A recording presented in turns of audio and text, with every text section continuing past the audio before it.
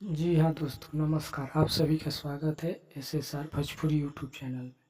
जी हाँ दोस्तों, ये देखिए वीडियो सोशल मीडिया पर खूब तेज़ी से वायरल हो रहा है। अभी अभी वीडियो ये आकांक्षा दुबे के इंस्टाग्राम आईडी पर डाला गया है।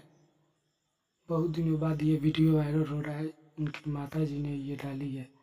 देखिए, समर सिंह की पहली पत्नी आकांक्षा दुबे, जी हाँ दोस्तों, करवा चौथ मना रही थी समर सिंह के साथ। इसका मतलब तो यही हुआ ना कि समर सिंह आकांक्षा दुबे से शादी कर चुके थे। जी हाँ दोस्तों, उनके परिवार, उनके माता जी ने ये इंस्टाग्राम की आईडी पर आकांक्षा दुबे की अकाउंट पर डाली हुई है। आकांक्षा दुबे खुद ही वीडियो बनाकर डाली है इंस्टाग्राम पर, देखिए।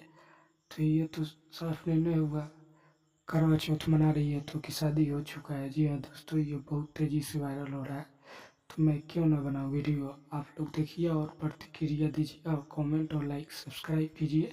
आप चैनल को भी प्यार आशीर्वाद देते रहिए। धन्यवाद।